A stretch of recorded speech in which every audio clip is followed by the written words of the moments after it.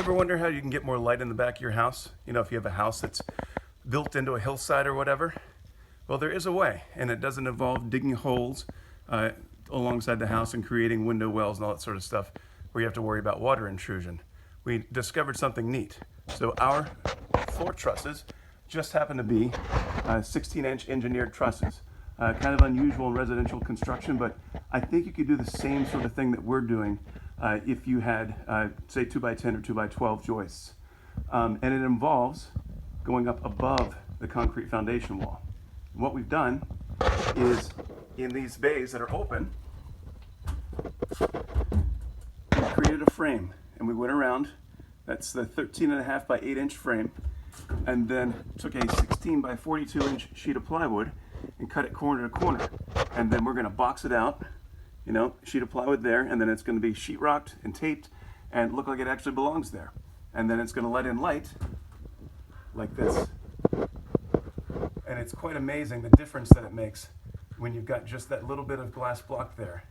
And so here in the master bath, we have 2 lights above the toilet, or where the toilet's going to be, and then we're going to have 1, 2, 3 lights above the master bath. And so it's actually quite exciting because one of the things that we didn't like about this house is how dark the back was. In particular, in the evening when the light starts to get lower, there was just nothing in the back. And so we have that same issue in the kitchen. And in the kitchen, we're probably going to get, I don't know, 8 or 9 lights back here. Same sort of idea. As we remove the plywood, and we're going to be installing sheetrock because plywood is $50 a sheet, and why are we using it on the ceiling? I don't know. Anyway, it's awesome. It's a gold mine. We're mining the house for materials so we can build sheds. Seems kind of silly, but given the times and the current whatever you know is going on, it's something you got to do. And so we'll walk around the back of the house, and you'll get a sense of exactly what it looks like from the outside. It's still a bit rough. I'm still dressing it up as I'm still learning about how to work with these particular materials.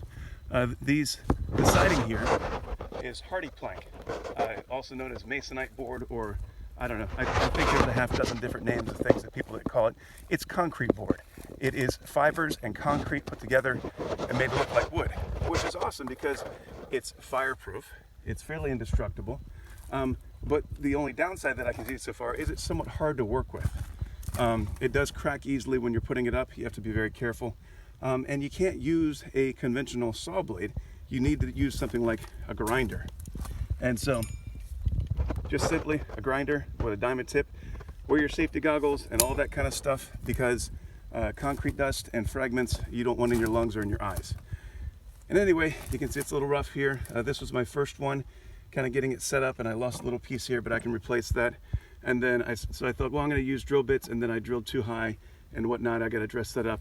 And so this is my 3rd attempt at it, and we're getting better. It's a more precise sort of thing. It's going to require less caulk to fill the gaps, so that way it doesn't look like a total botched job. And so anyway, eventually we will have glass block all along the back of the house, and we're going to have all kinds of light flooding in. But one of the things that's nice about glass block is you can see through it, but only just barely.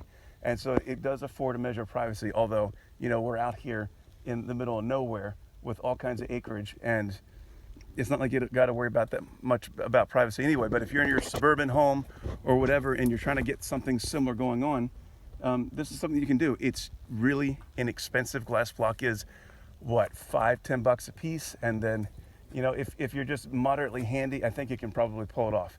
Anyway, this is John signing off with the Homestead Diary.